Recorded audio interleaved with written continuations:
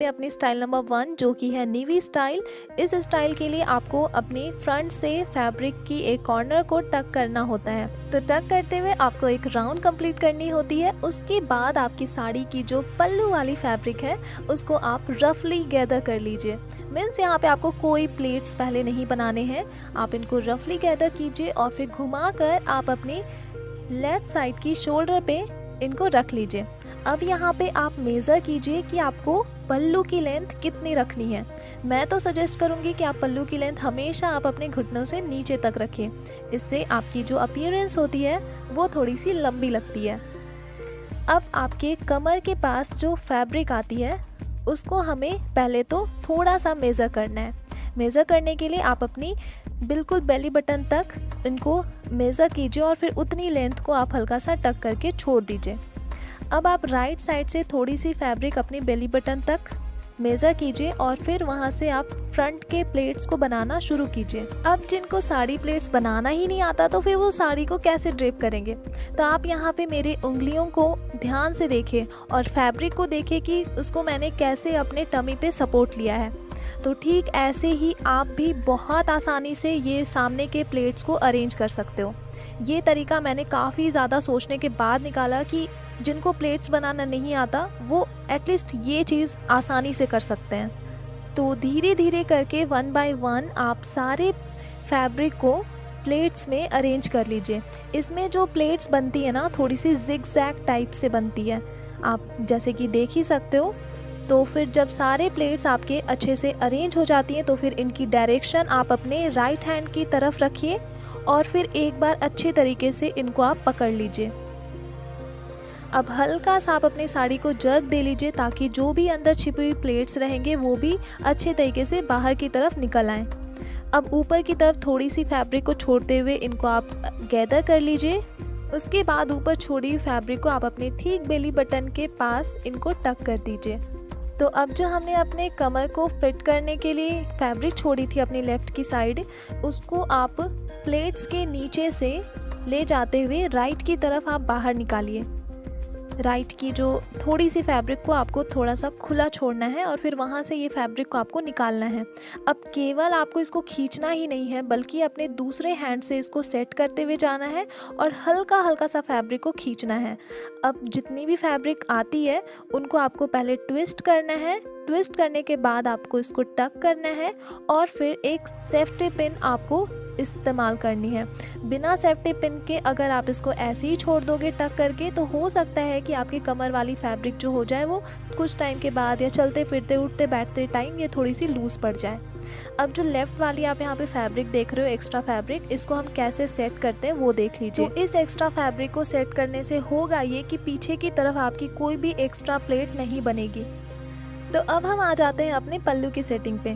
पल्लू को आप ध्यान से देखिए और कैसे हम इनको अरेंज करते हैं वो देखिए।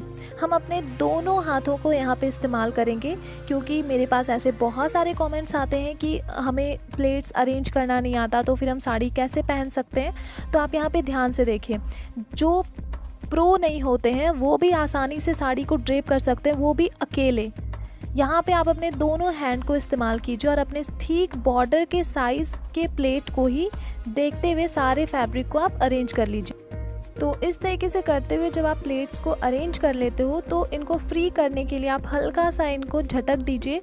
और ये फैब्रिक तो उतनी ज़्यादा कड़क है नहीं तो ये आसानी से आप इनको गैदर कर सकते हो। यहाँ पे आपको सारे प्लेट्स बाहर की तरफ ही अच्छे से दिख जाएंगी, तो केवल आपको इनको कलेक्ट करना है। तो जब आप इनको कलेक्ट कर लेते हो तो हल्का सा केवल आप अपने हाथों से ही इनको प्रेस कर दीजिए और फिर जितनी भी फैब्रिक बची हुई उनको टाइटली आप गैदर करके और फिर अपने लेफ़्ट साइड की शोल्डर पे ले आइए, जैसे कि अभी मैंने यहाँ पे कर रखा है। तो बिल्कुल टाइट करते हुए आप अपनी लेफ़्ट साइड की शोल्डर पे केवल एक सेफ्टी पिन को इस्तेमाल करते हुए इनको सिक्योर कर लीजिए। यहाँ पे आपको कोई भी दूसरी सेफ्टी पिन यूज़ करने की ज़रूरत नहीं पड़ेगी और उसके बाद आपकी जो फाइनल लुक होगी वो कुछ आपको इस तरीके से दिखेगी। तो अब हम स्टार्ट करते हैं अपनी लहंगा स्टाइल की ड्रेपिंग को। तो इस स्टाइल के लिए आपको ज़रूरत पड़ने वाली है केन स्कर्ट की और इसकी लिंक मैं आपको डिस्क्रिप्शन बॉक्स में प्रोवाइड कर दूँगी, तो आप एक बार चेकआउट कर सकते हैं। तो यहाँ पे आप साड़ी के एक कॉर्नर को अपनी ठीक बेली बटन से टक करना शुरू कीजिए। पीछे की तरफ आपको एक सिंगल प्लेट बनानी है, वो भी अंदर की तरफ हल्का सा दबाते हुए, और फिर इसको आप ऐसे टक कर दीजिए। क्योंकि नीचे की साइड पे हमें फैब्रिक की वॉल्यूम की ज़रूरत है, तो इसलिए हमने ये एक्स्ट्रा प्लेट बनाई है। और फिर आप इसको टक करके ठीक अपने सामने की तरफ रख लीजिए। अब जो इसकी पल्लू वाली पार्ट है, इसको हम केवल रफली गैदर करेंगे और सामने की तरफ से ही हम अपनी लेफ़्ट साइड की शोल्डर पे रखेंगे। तो ये वाली स्टाइल मैंने आपको अपनी प्रीवियस वीडियो में भी शेयर की थी, बट उसमें क्या था कि पीछे की साइड पे फैब्रिक जो थी, मैंने जो अंदर की तरफ स्कर्ट वेयर किया हुआ था वो दिख रही थी। तो इससे क्या होता कि बहुत सारे लोगों को उस चीज़ से प्रॉब्लम हो रही थी। तो यहाँ पे मैंने इसीलिए अपने बैक साइड को भी साड़ी के फैब्रिक से ही कवर किया है। और अब सामने की तरफ जितनी भी फैब्रिक बची हुई है उनको हम केवल प्लेट्स में अरेंज कर देंगे। यहाँ पे अरेंज करते ही क्या होगा कि जो प्लेट्स रहेंगी वो अपने आप दोनों साइड से घूमी हुई दिखेंगी। राइट की तरफ वाली फैब्रिक को थोड़ा सा मैंने ज़्यादा चौड़ा कर दिया है, और उसके बाद अब मैं सारे प्लेट्स को यहाँ पे गैदर करके और फिर इसमें एक सेफ्टी पिन यूज़ कर लूँगी। अब यहाँ पे आप देखोगे कि मैंने जो एक्स्ट्रा फैब्रिक है इसको ठीक सीधा करते हुए अपनी राइट साइड के कमर पे मैं इसको टक कर रही हूँ। इससे क्या होगा कि जो फैब्रिक रहेगी वो पीछे की तरफ से ज़्यादा उठी हुई नहीं दिखेगी और बिल्कुल परफेक्टली सेट रहेंगी। अब सामने वाले प्लेट्स की डायरेक्शन आप अपने लेफ्ट हैंड के साइड पे रखिए और इनको टक कर दीजिए। तो यहाँ पे काफ़ी मैंने छोटी लेंथ में अपनी पल्लू को सेट किया है, और ठीक सीधा पल्ला रखते हुए मैं इसको अपनी राइट साइड के शोल्डर पे पिन अप कर दी हूँ। इसकी एक कॉर्नर को लेकर मैं अपने ब्लाउज़ के ठीक नीचे वाली लेंथ पे लगाऊंगी, और बस एक वेस्ट बेल्ट के साथ ये लुक जो रहेगी कंप्लीट हो जाएगी। तो इसका फाइनल लुक आप यहाँ पे देख सकते हो। तो अब हम चलते हैं इस वीडियो की लास्ट धोती स्टाइल की तरफ। तो अगर आप मेरी तरह ही साड़ी इस तरीके की 2 कलर्स वाली यूज़ करते हो, तो आपकी साड़ी की जो मिड वाली कलर होगी उसको आप ठीक अपने कमर पे इस तरीके से 2 टाइट नॉट बनाकर इनको सिक्योर कर लीजिए। बिल्कुल टाइट नॉट बनाइएगा आप, क्योंकि हमारी साड़ी की जो पूरी ड्रेपिंग होगी वो इसी 2 टाइट नॉट पे ही डिपेंड करेगी। अब कमर के पास वाली जो बॉर्डर रहेगी दोनों साइड से हम इनको थोड़ा सा हाई कर लेंगे, और फिर अपनी आप पीछे की तरफ वाली जो फैब्रिक देख रहे थे इसको उठाकर हम ठीक अपने सामने की तरफ इनको टक कर देंगे।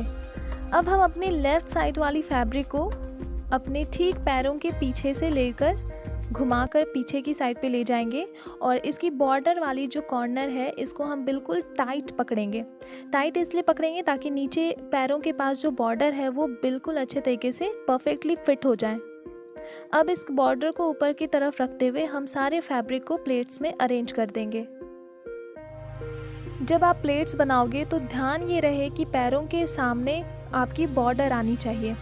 अब ठीक हमने जहाँ पे नॉट बनाई थी उस सारे प्लेट को आप वहाँ पे टक कर दीजिए। अब आप अपने पीछे की साइड से थोड़ी सी फैब्रिक को लूज़ करते हुए इसकी बिल्कुल वी शेप बनाते हुए कॉर्नर पकड़िए, और फिर इसको अपने ठीक आप बैक पे टक कर दीजिए।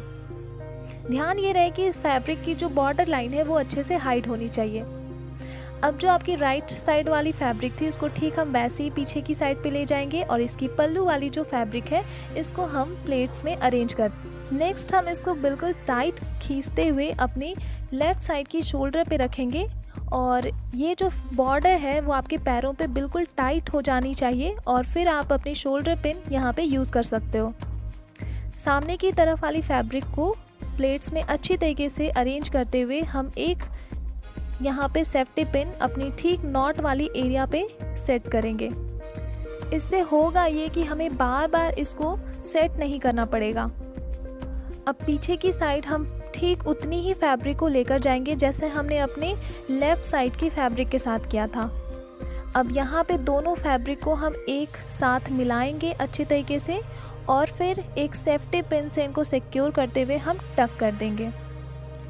अब केवल आप एक वेस्ट चेन यूज़ कर लीजिए अपने कमर पे ऐसे लूज़ करते हुए, ताकि ये जो लुक रहे और भी ज़्यादा इन्हेंस हो जाए।